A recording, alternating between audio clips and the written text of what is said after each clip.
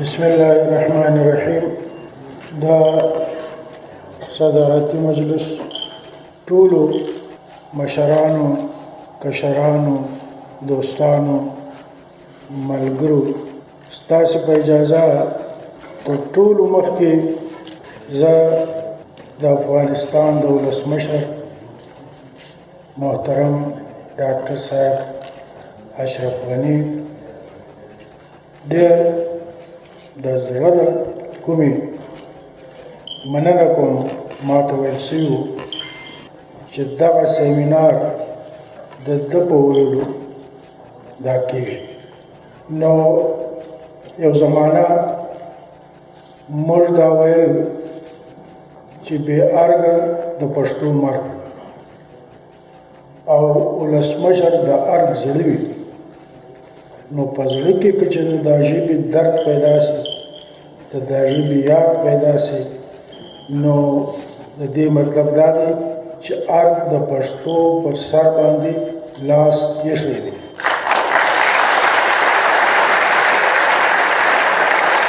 نو دا د نیکمرغۍ خبره ده. دغه پس چې زه شکریا باید ډېره شکریا ادا کړم، هغه د ولسمشر دا دوه سلاکاران ډاکټر صاحب آزمون دلې ناست دي او محترم اسدالله غضنفر. دوی دا پروګرام نو ګویا هر څه نور دی کړي، او آزمون صاحب خو ډېرې منډې هم کړي دي، او دوی د دې سیمینار لپاره زما ټول کتابونه چاپ کړي دي. دوه نوي دي، دا نور هغه زوړ کلام یې هم چاپ کړی دی. دغه پس چې دا کومو خلکو مقالې وویلې او عباسین صاحب نظم ووایي، دغه پیرزویونه د دوی او چې کوم چا لیکلي دي مقالې هغو پاتې شوی، هغوی شکریا ادا کوم. او بیا دا کوم پوهان چې ټول دلته راغلي دي د لر و بر پښتونخوا نه، د دوی مننه کوم. او دا ټول حاضرین چې تشریف یې راوړی دي د ټولو مننه کوم. د هغه پس چې زه څه ویل غواړم هغه دا دی چې ما 30 کاله استادي کړې وه، او چې اخري مې رخصت د طالب علمانو نه اخیستو، نو زما یو ارمان پاتې شو، او هغه دا چې په دې 30 کاله کې د ما نه چا سوال ونه کړ. هغه چې طالب علمان په 30 کاله کې د استاد نه سوال ونه شي، خو نو د دې دا مطلب دی چې نه هغو څه زده کړي دي، نه څه ورکړي دي. او بله خبره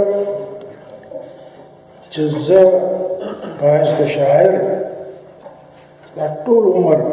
دا په انتظار زه پاته شوی یم، هغه دا وه چې څوک ماته زما نیمګړتیاوې راوګوته کړي. ما چې کله په خبرو کې یو داسې یو باریکه غوندې یو اشاره د چا نه اورېدلې ده چې زما په شعر کې دی یو مسله لري زما د شعر سره، هغه ما ته ډېره ګټه رسېدلې ده.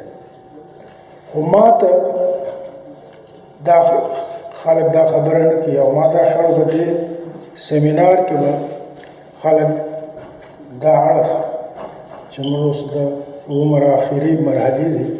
څوک نه موږ په دې پوه کړي چې په دې کې څه کمی دی. موږ خو د خپله طرفه کوشش کړی دی، خو نو دا بهرحال دا د خلکو مهرباني ده چې زړونه د چا نه ځایري، او شاید چې دا وجه هم ده چې تنقید زور غواړي، څوک یې برداشتولی هم نشي. نو چې دا کومې عزت ما ته راکړ او دا کومې خبرې وشوې، ما ته په دې دوران کې یو خبره رایاده شوه، ډېر پخوا چې ما اورېدلې وه، که مې چېرته لوستی و چې زه زلمی وم، د فریدالدین عطار چې کله دا منګولیان یلغار وکړي پر دې وطنونو، نو په نیشاپور کې غالبا چې د عطار هم د منګولي په لاس ورغلی، هغه منګول روان کړی و، نو هغوی خو به بیا هر څه چې د دوی ضرورت و هغه بیا وړل، چې نور هغه بیا تباه کول. نو انسانان چې د خرڅولو و هغه خرڅول هم، نو چا ورته وایي چې دا سړی په ما باندې خرڅ کړه، دومره د سرو زرو دیناره درکوم. نو ده ورته وویل هغه منګول ته چې نه نه زما قیمت دا نه دی. هغه روان کو مخ ته او مخ ته بیا بل سړي ورته وویل چې دا به ما خرڅ کړه. او هغه موږ د کندهار په اصطلاح کې پرول ورته وایو، ساحل صاحب دوی غالبا بوس ورته وایي که نه. نو سړي ورته وویل یوه بورۍ یا یوه ګونۍ به د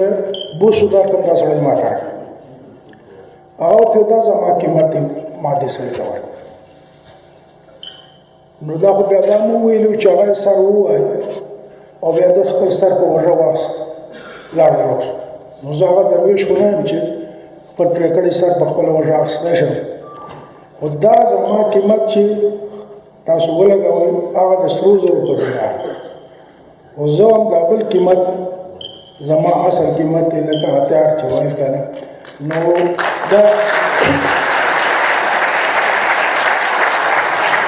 دا چې ستاسو دا پیرزوینه ده نو زه به څه پکې ووایم. دغه شاید وجه یې دا وي چې دا شعر یو متل په دا ترکي ژبه کې ما چیرې ویلی و ترجمه چې یو متل دی که نه چې په ستن باندې کوهی کیندل. نو دا شاعري هم په ستن کوهی کیندل او دا کله کله په دا ستن باندې خوشحال و رحمان ولې خلک پیدا سي چې داسې کوهی وکیني چې د هغه د خوږې اوبه بیا تل تر تله خلک څښي او څه دا موږ غوندې خلک یې. خو زه دا وایم چې موږ سره دا مسله هم وشوه چې موږ دا شاعرانو ته په دا ستن کوهی کیندل دې ته موقع ډېره په لاس رانغله. موږ بیرته د ګنډلو کار ته اړ شو. په ستن ګنډل کېږي او ګنډل چې ما یو نظم کې ویلي دي چې څیرې څیرې دیوالونه ګنډل غواړي، هم سړی هم شالونه ګنډل غواړي. موږ دا وطن ګنډو. دا شعر چې مو دی هغه څه نه دی چې هغه کوهی وو هغه خوږو اوبو ته ورسېږو. موږ په دې کې لګیا یو د 40 کالو. هغه یو صوفي شاعر خبره ده چې چا ته بیاتي ورته راوړه د سرو زرو، یو مرید یې نو ته واړوله راواړوله چې دا خو زما په کار نه راځي، موږ خو ګنډل کوو، په کار د ستنو سپړڅی دې راوړی. نو دا ګنډل موږ ته را په غاړه او په دې ګنډلو کې موږ ما خپله چې زه زوکړه یعنې د شاعر په حیث دا 40 کاله همدغه دیوالونه د څیرېږي، همدغه مځکه د څیرېږي، همدغه انسانانو پوستونه او څرمنې څیرېږي او موږ کوشش کوو لګیا شو ویې ګنډو. نو هغه شاعري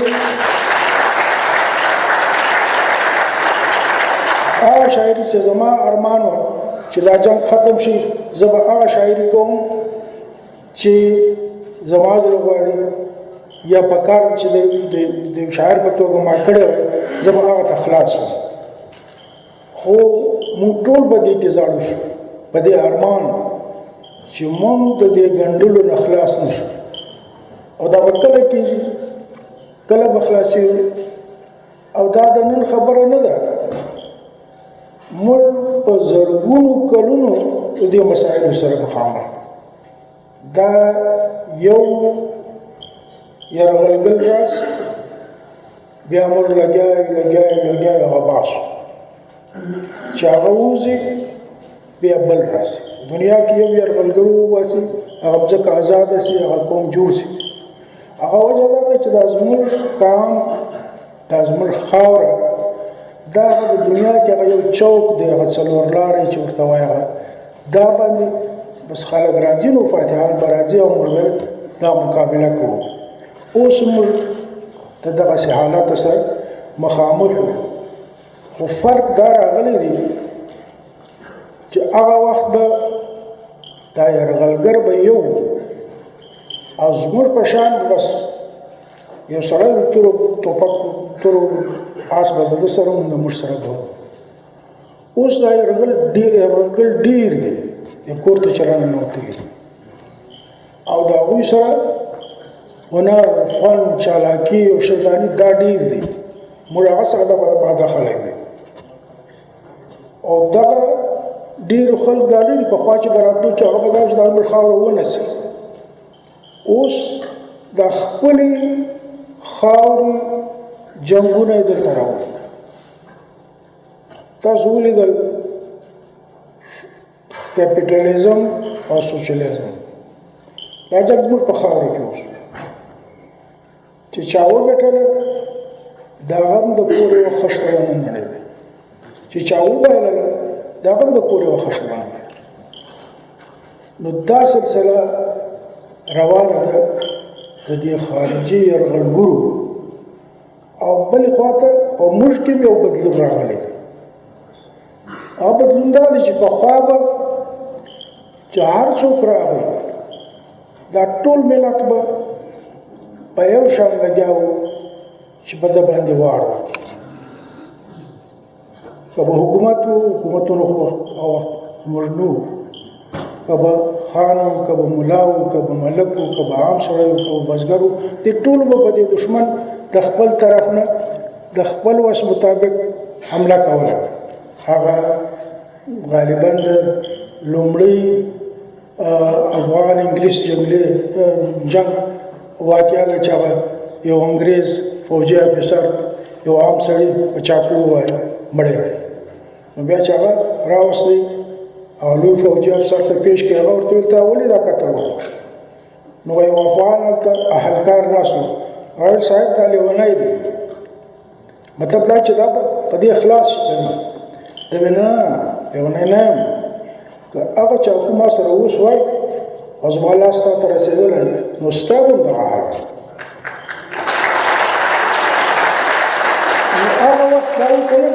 چې دغه عام سړی او دا خاص سړی دا ټول یو دښمن باندې لګیا وو نن څه شي دي زه لګیا یم خپل ورور هغه لګیا دی بل ورور او د هر یو دا خیال دی چې زه د دې وطن دفاع کوم موږ کوم یو لګیا دي که څوک ولي چې زه دفاع کوم او چې وشتل کېږي هغه وایي زه دفاع کوم اوس دا یو دا مسله چې دا کام په دې پوه کول چې ته دفاع نه کوې دی نه کوي دا د هغوی مخته راوړل په دې لړ کې بیا ماته یو کیسه رایاده شوه او دا زه زیاتره کوم چې دا هم د یو صوفي شاعر خبره ده چې هغه چېرته یو ښار ته راغلو نو چې ویلي دي هلته یو څوک لګیا و دا غوا چې ده په دې کې یو پړی اچولی دي خوشوي یې نو ده به د خپل مرید ته شاګرد ته ویل چې دا غوا په دې سړي پورې تړلی ده که دا سړی په دې غوا پورې تړلی هغه وایي چې دا خو نو داسې پړی د غوا په غاړه کې دی نو بلې کشوي خو دې مطلب دا چې دا غوا په دا سړي پورې تړلی ده نو هغه وایي که ته ورسه دا پړی داسې پرې کړې په تېره شي باندې بیا به څه وي څوک به ځغلي غوا به ځغلي که به سړی ځغلي نو هغه وایي که ته دا پړی پرې کړې بیا خو نو دا په دا سړي پورې تړلی دی دا چې ازاده سي دا به ځغلي او سړی به پسې ځغلي هغه وایي بیا خو نو غوا په سړي پورې نه ده تړلی سړی به دا غوا پورې تړلی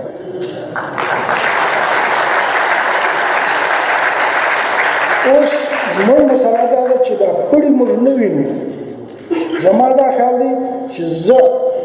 ازاد یم زه دی وایم خو هغه پړی زه وینم چې زما په غاړه کې د چا پړی دی دا یو داسې دغه غواړي که نه چې دا قوم پر دې وپوهول شي چې دا ته چې جنګېږې دا ته پخپله نه جنګېږې ته ستا په غاړه کې د چا پړی دی ته د وطن دفاع نه کوې ته د وطن د دښمنانو په لاس کې نو دا مسله ده او د دغه مسلې په حواله یو نظم ما ډېر یو شل 25 کاله مخکې لیکلی نو هغه خو چاپ دی هغه به واورم دا توپک دی چې دا توپک موږ نه ایستلی پردی نو دا مسله به نه حل کېږي پوهان چې راغلي دي په دې کې پروفیسرانو په زیات شمېر کې دي په خیبر پښتونخوا کې چې دا څه د تعلیم دپاره په آیین کې منل شوي دي دا باید چې دوی کوشش وکړي چې دا په دې تعلیمي ادارو کې رایج شي په بلوچستان کې بیا چې تیر حکومت راغلی و هغوی د اول جماعت نه تر پنځمه پورې د یو مضمون په توګه مورنۍ ژبه په تعلیم کې شامله کړه کتابونه هم چاپ شو خو دا کتابونه مکتبونو یا سکولونو ته بلکل تللي نه دي هلته ورته ویل شوي نه دي نو د ادیبانو هلته دا کوشش باید وکړي چې دا کوم شی په قانوني توګه منل شوی دی حکومت منلی دی دا راشي به د سکولونو کې ورته وویل شي او افغانستان کې خو دا دی چې دلته دا ژبه ملي ژبه ده دا ژبه د دفتر ژبه ده دا ژبه د تعلیم ژبه ده افغانستان والا ته موږ دا وایو چې بس خدای ته وګورئ امن راوړئ تاسو ته صرف د امن ضرورت دی نور ستاسو هره مسله البته یوه خبره چې زما په ذهن کې ده د پوهاند صاحب هم ناست دی ازمن صاحب او دلته دا پوهنتون دی د پوهنتون پروفیسران هم ناست دي طالب علمان هم ناست دي او نور پروفیسران هم دي یوه خبره چې دا ملک باید چې په علمي توګه خودکفیله شي خو دا د پاکستان تجربه داسې چې موږ راته پاکستان تر اوسه نه په علمي توګه خودکفیله دي او نه کېدی شي ولې نشي کېدی چې هلته هغوی بنیادي تعلیم خو په اردو کې دی خو میډیکل انجینرینګ دا هغه څه په انګریزي کې نو چې په انګریزي کې دی نو دوی ته بیا ضرورت نشته چې بیا علم راولي داخلي ژبې دا یو فشار دی په تا باندې چې ته مجبوره ترجمې به کوې دا خپل ژبه به علمي کوې چې ستا ضرورت پرته دلته ما دا اورېدلی دي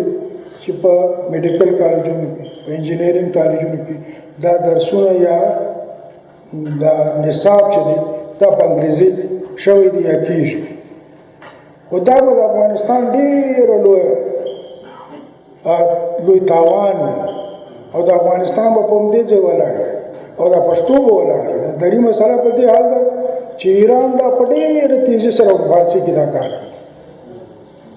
هغه بالکل دا پردي ژبې مني نه او هغوی خو دا هم وایي چې دا ترجمې موږ ولیکو دا موږ په خپله ولې نه ده کړې نو په دې افغانستان کې د فارسي مسله حل ده او د پښتون بله هېڅ مسله نشته دا امن مسله ده او دغه شی چې په علم دا خودکفیله کوي دغه به ستاسو په کورس په ټول په خپله ژبه کې او ورسره انګریزي زده کول هم لازمي دي هغه د یو مضمون په توګه چې ته ورسره وایې نو هغه تر پای به هغه ته دې قابل کېږي چې یو سړی انجینر شي بیا په انګریزي کې مطالعه وکړي چې یو سړی ډاکټر شي بیا په انګریزي کې مطالعه وکړي